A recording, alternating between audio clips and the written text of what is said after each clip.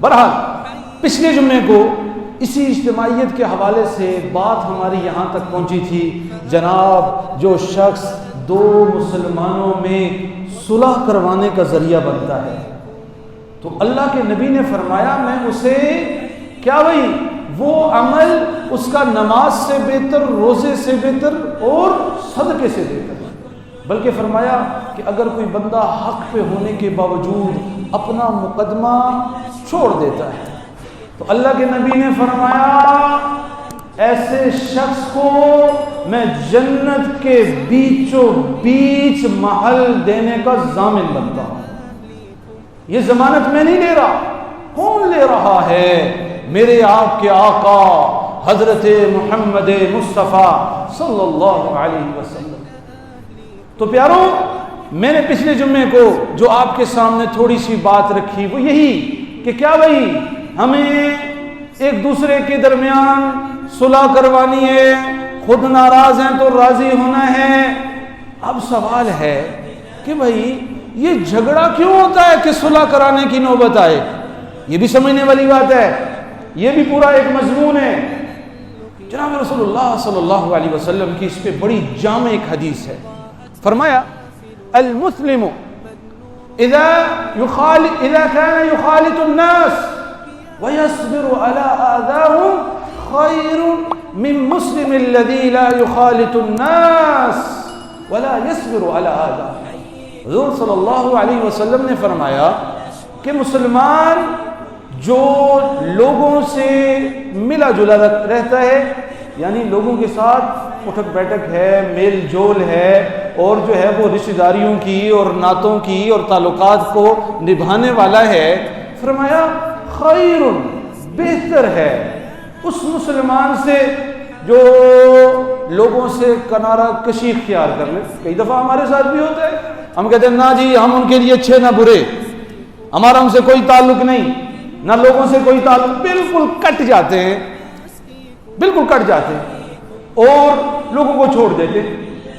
جناب رسول اللہ صلی اللہ علیہ وسلم نے فرمایا کہ یہ والے کم تر ہیں ان مسلمانوں سے جو لوگوں کے بیچ رہتے ہیں وَيَصْبِرُ عَلَىٰ آذَاهُمْ، اور ان کی طرف سے پہنچنے والی تکالیف پر صبر کرتے ہیں، صبر کرتے ہیں۔ حضور نے فرمایا بہتر۔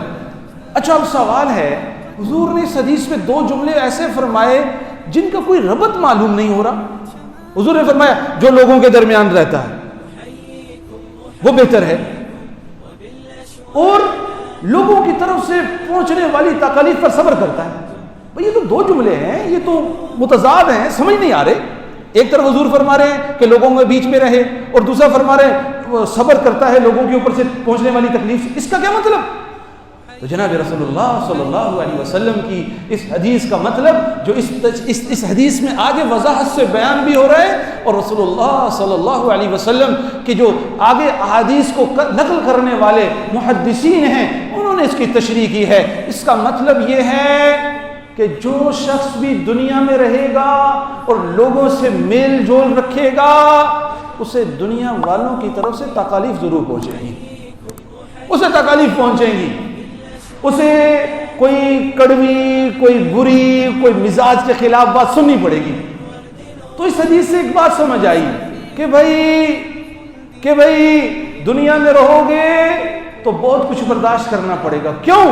کیونکہ اللہ نے بندوں کے مزاج مختلف بنائے ہیں، لوگوں کے مزاج مختلف ہیں۔ آپ نے دیکھا ہوگا بعض اوقات کسی آدمی کو نا وہ گھنٹوں سناتے رہو، اسے جو ہے نا اس کے سر پہ جو بھی نہیں دیکھتی، ٹھیک؟ اور کسی کو تھوڑا سا آپ آنکھ کے اشارے سے کچھ کہو گے نا تو اس کے لیے ایسا ہوگا کہ گویا کہ میں اب پانی میں ڈوب جاؤں، چلو بھر پانی لوں اور ڈوب کے مر جاؤں۔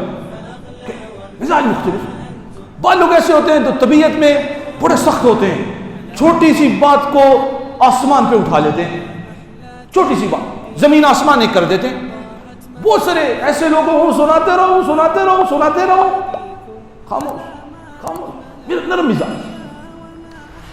میرے پیاروں، یہ انسان کی ہر حالت میں ہے۔ مثال کے طور پہ میں آپ کو بتاؤں یہ اللہ نے انسان کا ایک بالش کا ایک سر ایک چہرہ بنایا ہے.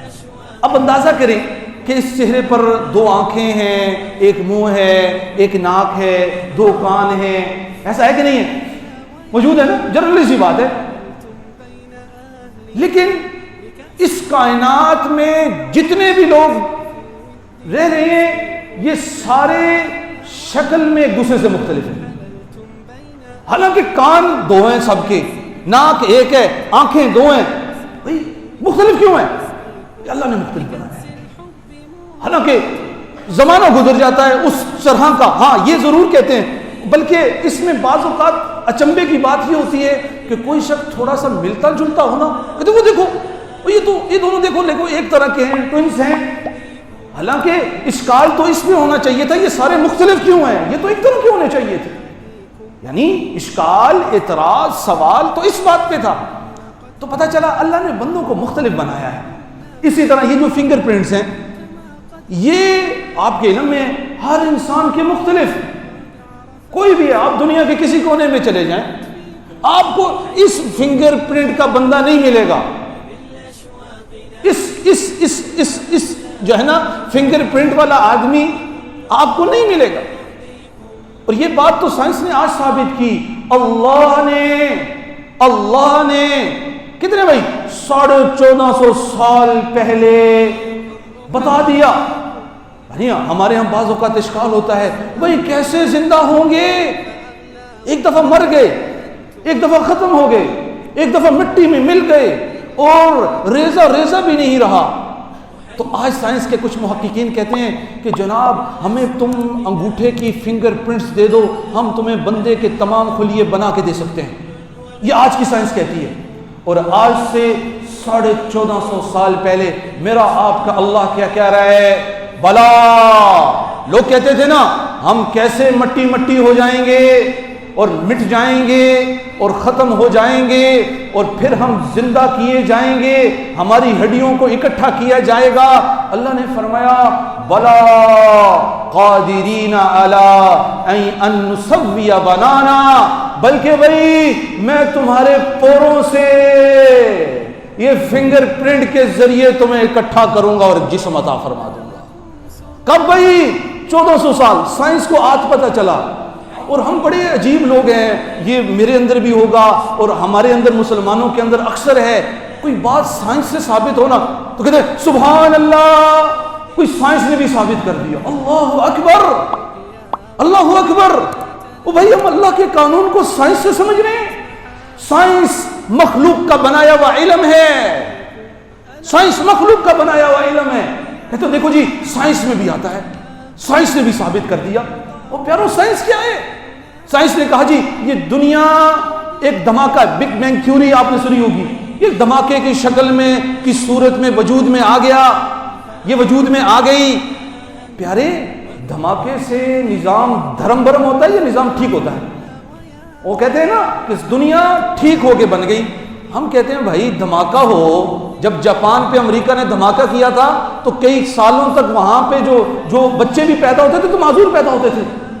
تو دھماکے سے نظام خراب ہوتا ہے. اللہ نے کہا یہ کیسا دھماکہ تھا کہ بھئی سورج اپنے وقت پہ آ رہا ہے، چاند اپنے وقت پہ آ رہا ہے، دن اپنے وقت پہ ہو رہا ہے، رات اپنے وقت پہ ہو رہی ہے، فصل اپنے وقت پہ ہو رہی ہے. انسان جو ہے وہ ایک جو ہے نا وہ اللہ اس کو بنا رہا ہے، اس کو زندگی دے رہا ہے. یہ پھل ہیں، یہ فروٹ ہیں، یہ انسان ہیں، یہ حیوانات ہیں، یہ چرندے ہیں، یہ پرندے ہیں. یہ کیسے؟ یہ دھماکے سے نہیں پیارے. اس نظام کو کوئی چلا رہا ہے، اس نظام کو کوئی بنانے والا ہے. تو میں بہرحال بات کر رہا تھا کہ بھائی کیا ہو رہا ہے. لوگ، اللہ نے فرمایا میں اس فنگر پرنٹ کے تھرو بندے کو دوبارہ اٹھانے پر قدرت رکھتا ہوں، اس کے ذریعے تمہیں بنانے پر قدرت رکھتا ہوں. سائنس بھی کہتی ہے ہاں جی ایک فنگر پرنٹ سے بندے کے بارے میں پتہ چل جاتا ہے یہ بندہ کون ہے. اب اس کائنات میں جتنے لوگ ہیں اس فنگر پرنٹ کے اعتبار سے بھی مختلف ہیں. تو میرے پیاروں، میرے دوستوں، میرے عزیزوں، اسی طرح انسان بھی مزاج کے اعتبار سے ایک دوسرے سے مختلف ہے. مزاج ایک دوسرے سے بالکل مختلف ہے. بعض اوقات آپ کسی کو کوئی بات کہو گے آپ کی بات اس کو سمجھ نہیں آئے گی، حالانکہ آپ بڑی اچھی بات کر رہے ہو. کیوں؟ اس کا مزاج مختلف ہے. اور اس کی بڑی اچھی سی مثال میں اکثر دیا کرتا ہوں کہ گھر میں 2 بچے ہوتے ہیں تو والدین مہمانوں سے تعارف کرواتے ہیں، اور یہ جو ہے نا یہ بشیر جو ہے نا یہ ماشاءاللہ بڑا سلجھا ہوا بچہ ہے، بڑا اچھا مزاج ہے جی اس کا، بڑا قابل ہے جی، اور ماشاءاللہ اور بڑا ادب والا ہے اور بڑا سلیقے والا ہے اور بڑا جو ہے نا محبت والا ہے۔ اور یہ جو دوسرا احتشام ہے نا اس کی حالت ٹھیک نہیں ہے، بڑا شرارتی ہے۔ ایسا ہوتا ہے نا بھائی، یہ احتشام شرارتی کیسے ہو گیا؟ ایک ہی ماں باپ ہیں، ایک ہی گھر ہے، ایک ہی غذا کھائی ہے، ایک شرارتی اور ایک جو ہے نا وہ شریف کیسے ہو رہا ہے؟ بھائی یہ اللہ کی تقسیم ہے، اللہ نے اس کا مزاج نرم بنایا، اس کا مزاج سخت بنایا، تو اللہ کی طرف سے ہے، انسان کے اختیار میں یہ نہیں ہے۔ تو میرے پیاروں، میرے دوستوں، اس کائنات میں اگر ہم نے رہنا ہے نا تو ایک دوسرے کے مزاج کو برداشت کرنا ہے، ایک دوسرے کو برداشت کرنا ہے۔ اور میں مزاج کی ایک بڑی پیاری مثال دیتا ہوں کہ حضور صلی اللہ علیہ وسلم یعنی اس کائنات میں اس سے بڑی شخصیت نہیں آئی جناب رسول اللہ صلی اللہ علیہ وسلم سے۔ کیا ہوتا ہے؟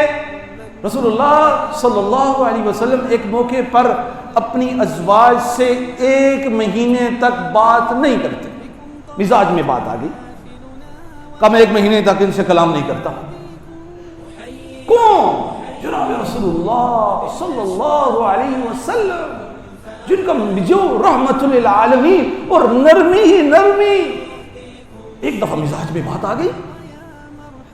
اسی طرح ایک موقع پر حضور صلی اللہ علیہ وسلم نے حضرت عائشہ سے کہا، عائشہ جب تم مجھ سے ناراض ہوتی ہو مجھے پتہ چل جاتا ہے، اور جب تم مجھ سے خوش ہوتی ہو تب بھی مجھے پتہ چل جاتا ہے۔ اب میں حضرت عائشہ کا بتا رہا ہوں کہ عائشہ بھی بحیثیت بیوی بعض اوقات حضور سے ناراض ہوئی، یعنی بعض اوقات کی مزاج میں بات آ جاتی ہے، تو کہا عائشہ جب تم مجھ سے ناراض ہوتی ہو مجھے پتہ چل جاتا ہے، جب مجھ سے خوش ہوتی ہو مجھے پتہ چل جاتا ہے۔ حضور کیسے پتہ چلتا ہے آپ کو؟ حضرت جناب رسول اللہ صلی اللہ علیہ وسلم نے فرمایا، عائشہ جب تم مجھ سے راضی ہوتی ہو نا تو تم کہتی ہو ورب محمد کے رب کی قسم یہ معاملہ ایسا ایسا ایسا، اور جب تم مجھ سے خفا ہوتی ہو نا نبی کی قسم اٹھاتی ہو، محمد نام بیچ میں شامل نہیں کرتی قسم اٹھاتے ہوئے۔ تو حضرت عائشہ نے فرمایا اللہ کے نبی بعض اوقات ایسا ضرور ہوتا ہے میں آپ کے نام کو چھوڑتی ہوں بلکہ آپ کو نہیں چھوڑتی۔ کہا حضور ایسا ہوا ہے، نام ضرور چھوڑا ہے لیکن کبھی آپ کو نہیں چھوڑا۔ حضرت عائشہ نے حضور کے ساتھ بعض اوقات ایسی بات ہو جاتی ہے بحیثیت بیوی، بعض اوقات کلام میں معاملہ آ جاتا ہے۔ اسی طرح افضل البشر بعد الانبیاء حضرت ابو بکر صدیق رضی اللہ تعالی عنہ اور حضرت عمر بات کر رہے ہیں اور بات میں کچھ تھوڑی سی ناراضگی ہو جاتی ہے۔ اب حضرت عمر وہ تھے جن کے دل میں حضرت عمر کا یہ احترام تھا، کہا ابو بکر میری زندگی کی ساری نیکیاں لے لے اور مجھے غار ثور کی 1 رات عطا کر، جو تیری 1 رات ہے نا عمر کی ساری زندگی پر بھاری ہے، تو اتنے اعمال والا آدمی ہے، تو اتنے خیروں والا آدمی ہے، تیرے پاس اتنی نیکیاں ہیں کہ تیری 1 رات عمر کی ساری زندگی کی عبادات پہ بھاری۔ لیکن ایک موقع پر حضرت ابو بکر صدیق رضی اللہ تعالیٰ کی کوئی بات دل کو برداشت نہیں ہوتی تو چپکے سے گھر چلے جاتے ہیں۔ حضرت ابو بکر کو محسوس ہوتا ہے عمر کو بات بری لگی ہے، پیچھے چل پڑے، ہماری طرح منہ بنا کے نہیں بیٹھ گئے، فوراً دل میں بات آئی یار میری بات بری لگی ہے، پیچھے چل پڑے۔ اب عمر نے دیکھا تو عمر جلدی جلدی گھر میں چلے گئے، اچھا پیچھے حضرت ابو بکر دروازہ بجا رہے ہیں، عمر غلطی ہو گئی، عمر غلطی ہو گئی۔ حضرت عمر مزاج اس وقت ذہن میں غصہ تھا تو دروازہ بند رکھا۔ اب حضرت ابو بکر جو ہے اس تکلیف کے عالم میں چلے گئے جناب رسول اللہ صلی اللہ علیہ وسلم کے پاس۔ حضور نے دور سے دیکھا نا، اپنے صحابہ سے کہا، اب حضور جو تھے نا، حضور کا اور ابو بکر کا بڑا پیارا تعلق تھا رضی اللہ تعالیٰ کا، دور سے دیکھا نا، اپنے صحابہ سے، اپنے ساتھ بیٹھے ہوئے دوستوں سے کہا کہ آج لگتا ہے ابو بکر کسی سے لڑ کے آ رہا ہے۔ یہ کچھ لوگ ہوتے ہیں جن کے ساتھ اتنا اپنائیت کا تعلق ہوتا ہے، ان کے چہرے بندہ پڑھ سکتا ہے آج یہ کس مزاج میں ہے، اس کو خوش ہے، ناراض ہے، غم ہے، کیا ہے۔ تو حضور نے دور سے دیکھا تو کیا کہا لگتا ہے کسی سے لڑ کے آ رہا ہے. چپکے سے حضرت ابو بکر رضی اللہ تعالیٰ جو ہے نا مجلس میں بیٹھ جاتے ہیں, کوئی ذکر نہیں کرتے. اتنے میں حضرت عمر رضی اللہ تعالیٰ کو احساس ہوتا ہے کہ بھائی میں نے تو ابو بکر گھر بھی آ گیا اور میں نے دروازہ نہیں کھولا, کتنی غلط بات. تو چپکے سے چل پڑے. اور کہاں چل پڑے؟ حضور کے پاس, کیونکہ پتا تھا ابو بکر کا اگر کوئی ٹھکانہ ہے تو وہ حضور کا گھر ہے. یہ نہیں کہ پوچھا پہلے گھر گئے, نہیں, سیدھا حضور کے پاس پہنچ کے کہا اے اللہ کے نبی آج ابو بکر میرے پاس گھر میں آئے تھے راضی کرنے کے لیے, لیکن میں نے دروازہ نہیں کھولا. تو حضور صلی اللہ علیہ وسلم نے ایک جملہ کہا, اور بڑا پیارا جملہ کہا. پیارو, اپنے صحابہ سے سب کو مخاطب کر کے, کیا تم ابو بکر کو میرے لیے چھوڑتے نہیں ہو؟ کیوں تم اسے تکلیف پہنچاتے ہو؟ کیا میرے لیے اسے چھوڑتے نہیں؟ یہ وہ ہے کہ جب تم سب میرا انکار کرتے تھے اور اس وقت یہ ابو بکر تھا جو یہ کہتا تھا صدقت یا رسول اللہ, اے اللہ کے نبی آپ نے سچ کہا. برحال میں کیا بات کر رہا تھا کہ حضرت ابو بکر صدیق رضی اللہ تعالی عنہ اور حضرت عمر میں بھی اختلاف ہو گیا کسی بات پہ. صحابہ کہتے ہیں کہ بعض اوقات ہم بیٹھے ہو, مشورہ ہو رہا ہے, تو حضرت عثمان میں حضرت علی میں اتنا سخت اختلاف ہوتا تھا, ہم سوچتے تھے زندگی پر اب ایک دوسرے سے بات نہیں کریں گے. 2 منٹ گزرتی تھی پھر گپ شپ لگ رہی ہے, جیسے بچے نہیں ہوتے ایک دفعہ خفا ہوتے ہیں بھائی اب تجھ سے نہیں بولنا, 2 منٹ بعد دوبارہ بول رہے ہوتے ہیں, ایسے گپ شپ لگا رہے ہیں. تو مزاج میں بعض اوقات اتنا بڑا آدمی ہو اختلاف ہو جاتا ہے. اسی طرح میاں بیوی کا ہے. جناب رسول اللہ صلی اللہ علیہ وسلم کے پاس ایک صحابی آئے, کہنے لگے اللہ کے نبی میں اپنی بیوی سے تنگ آ گیا ہوں. حضور صلی اللہ علیہ وسلم نے فرمایا طلاق دے دے اسے. اللہ کے نبی اس کے بغیر رہ بھی نہیں سکتا. کہا پھر ہم سے اس کو روکے رکھ, پھر چھوڑ دے. بلکہ مجھے یاد پڑتا ہے ایک دفعہ ہمارے پاس ایک ساتھی آئے مسجد میں اور مجھے ملے اور کہنے لگے مولانا بس بھائی بس آج تو انتہا ہو گئی, بس آج میں اپنی بیوی کو طلاق دینے لگا ہوں. تو بہت زیادہ ہائپر, بہت زیادہ غصے. میں نے کہا یار پانی پی لو, پانی پلایا اسے. میں نے کہا یار ٹھیک ہے, جو تمہارا یہ اختیار اللہ نے تمہیں دیا ہے, تم جو کرنا چاہو, میں چاہوں بھی تمہیں روک نہیں سکتا, لیکن ایک سوال ہے. ہاں. میں نے کہا اس میں کوئی خوبی ہے؟ کوئی. کہاں میں باہر ہوتا تھا اور میری ماں ادھر ہوتی تھی, میری ماں کی بڑی خدمت کی اس میں, پھر میرے بچوں کی بڑی اچھی تربیت کی اس میں. کرتے خوبیاں گنواتے مجھے کہا مولانا آپ نے تو سارا غصہ ہی میرا ٹھنڈا کر دیا, آپ نے میرا سارا غصہ ہی ٹھنڈا کر دیا. پیارو, جب کسی کی خوبیوں پہ نظر رکھو گے نا تمہیں اس بندہ اچھا نظر آئے گا, اور جب کسی کی برائیوں پہ نظر رکھو گے وہ بندہ تمہیں برا نظر آئے گا. کبھی بھائی کا اختلاف ہو جائے, بھائی کیا ہوتے ہیں, بھائی ایک دوسرے کی شان, لیکن یہ پیسہ ایسی رکاوٹ بنتا ہے کہ ایک دوسرے کے خلاف مقدمے ہو رہے ہیں. کون کر رہا ہے بھائی؟ بڑا بھائی چھوٹے بھائی پہ, چھوٹا بھائی بڑے بھائی پہ. گلی پہ پتہ چلتا نا میرے چھوٹے بھائی کو کسی نے چپیڑ ماری ہے نا, تو بڑا بھائی نکل جاتا ہو کس کی ہمت جو میرے بھائی کو میلی آنکھ سے بھی دیکھ سکے. اور ایک وقت ایسا آتا ہے یہ مال ایسا بدبخت, ایسی منحوس چیز کہ پھر بھائی دوسرے بھائی کے خلاف مقدمہ کرتا ہے, اور وکیل جب کہتا ہے نا جی سر آپ جیت گئے تو اسے شاباش دیتا, ہاں اسے اور رگڑا دے. کیا بھائی؟ تو پیاروں ہم تو آپس میں بعض اوقات مال کی وجہ سے اپنے بھائی کو چھوڑتے ہیں.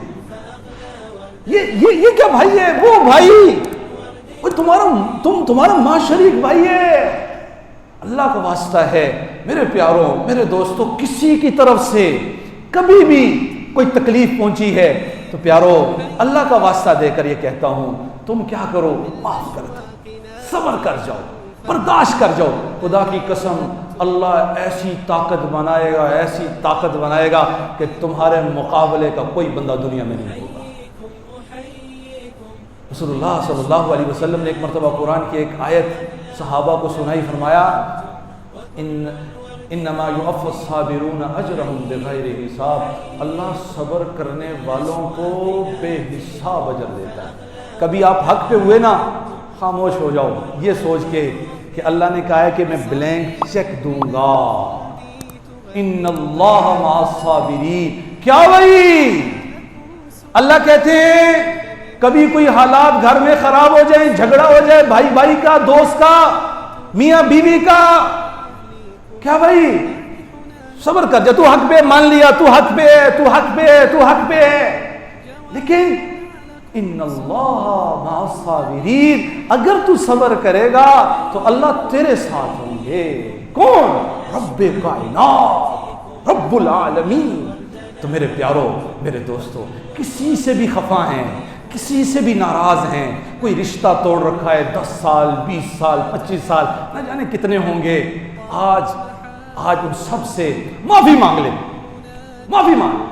اور واللہ حضور نے فرمایا جو شخص حق پہ ہونے کے باوجود اپنی بات واپس لیتا ہے، اللہ اسے قیامت کے دن جنت کے بیچوں بیچ محل دینے کی ضمانت لیتے ہیں، جنت۔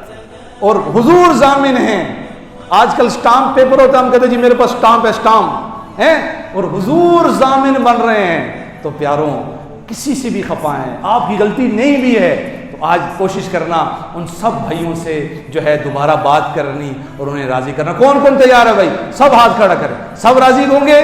ماشاءاللہ۔ اللہ رب العزت ہم سب کو عمل کرنے کی توفیق عطا فرمائے اور ہمیں ایک مسلمان اور ایک امت بنا دے۔ وما علینا الا البلاغ۔